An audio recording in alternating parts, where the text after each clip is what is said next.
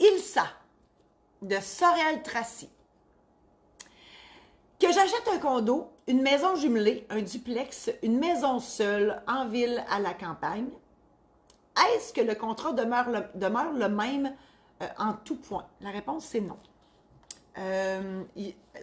Un condo, donc une propriété divise, ben c'est sûr qu'il y a des clauses supplémentaires qui vont s'appliquer parce qu'on a une déclaration de copropriété. Il faut que vous en ayez pris connaissance. Ça, ce sont les règlements d'un condo. Là, il y a plein d'appartements.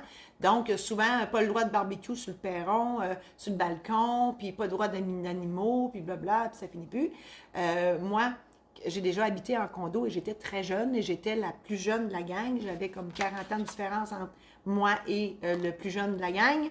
Et il y avait adopté, le conseil d'administration, il avait adopté un règlement pour m'éviter, pour m'empêcher, parce qu'il y avait juste moi qui le faisais, m'empêcher de prendre les escaliers entre 10 h le soir et 7 h le matin. C'est ça. J'avais une vie. Puis j'avais des talons hauts. C'est ça. Mauvais mélange. Il n'aimait pas ça. Donc, nécessairement, le condo, il y a plus de choses. Puis, au niveau du condo, il va falloir mettre aussi dans la désignation de l'immeuble la quote-part des parts communes. Parce qu'en propriété divise, on a un droit dans le terrain sur lequel l'immeuble repose, sur les ascenseurs, les escaliers, il y a une salle commune, les stationnements, etc. Donc, on a une quote-part, un pourcentage en fonction de la superficie de notre appartement privé. Donc, il y a plein de clauses par rapport à ça. Donc, ça, c'est pour le condo. Maison jumelée, duplex, maison seule, en ville, en campagne. Bien, c'est sûr qu'entre la ville et la campagne, il y a des clauses supplémentaires pour une maison en campagne parce qu'on va parler de la fosse septique, on va parler du puits. Ça, c'est sûr, c'est des clauses qui sont là. Puis, maison seule, duplex, jumelée, c'est sûr qu'il va y avoir des servitudes de mitoyenneté. Si on a un duplex côte à côte, il y a une servitude de mitoyenneté qui va dire qu'on partage le même mur. Hein? Une maison, ça a 4 murs. Si le voisin ne donne pas la permission d'utiliser le sien, 3 murs, c'est un petit peu froid en hiver. Donc, il y a ça.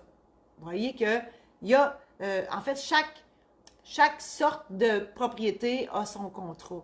Il y a des clauses qui s'appliquent, puis il y en a qui ne s'appliquent pas. Donc, vous qui pouvez penser que le notaire fait juste du rubber stamp, puis qu'on a une bonne photocopieuse, puis on fait des photocopies, ben non. On a des règles, des clauses spécifiques à chacune des propriétés vendues. Martine, elle va nous mettre la fameuse trousse protège-toi. La trousse protège-toi, si vous achetez une maison, on l'a fait pour la première maison, mais ça peut être aussi que ça fait 20 ans que vous en avez acheté une, vous ne savez plus comment ça marche. La trousse protège-toi, c'est vraiment un aide-mémoire, un programme en ligne, en fait, qui vous explique en long, c'est moi qui vous parle, c'est une vidéo, c'est plusieurs vidéos, une vingtaine de vidéos si ma mémoire est bonne. Je vous explique en long et en large là, à quoi penser, prêt hypothécaire, etc. Donc, tout est là.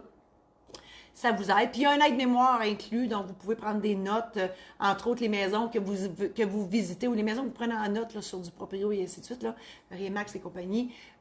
Donc vous pouvez aller vous faire des fiches personnalisées, détaillées des maisons que vous avez spotées en bon québécois qui vous intéressent. Bref, c'est un bel outil pour vous aider à vous préparer à acheter votre maison. Merci Martine.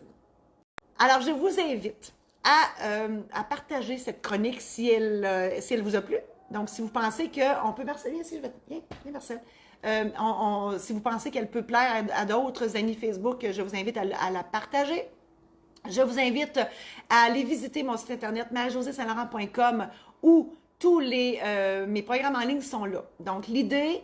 c'est que moi, je veux vous aider à apprivoiser, entre guillemets, le notaire. C'est un personnage, des fois, qu'on pense plate, drabe, compliqué, que ça coûte cher, qu'on ne sait pas trop, puis qu'est-ce qu'il dit, puis j'ai pas compris.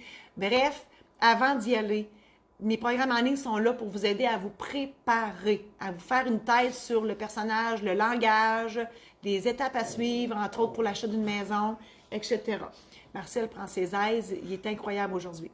Ensuite de ça, je vous invite aussi à aller voir à visiter mon site de ma maison d'édition, donc maisondéditionsaintlaurent.com. J'ai écrit des recueils d'anecdotes. Il y a d'autres livres aussi que j'ai édités, romans policiers, contes spirituels fantaisistes, un guide sur les mariages, sur les testaments. Bref, tout est là. J'oublie-tu quelque chose? C'est bon, hein? J'en ai assez dit pour aujourd'hui. Je vous remercie encore infiniment d'avoir été là. Et d'ici la semaine prochaine, je vous souhaite une belle fin de semaine. On se revoit mercredi prochain.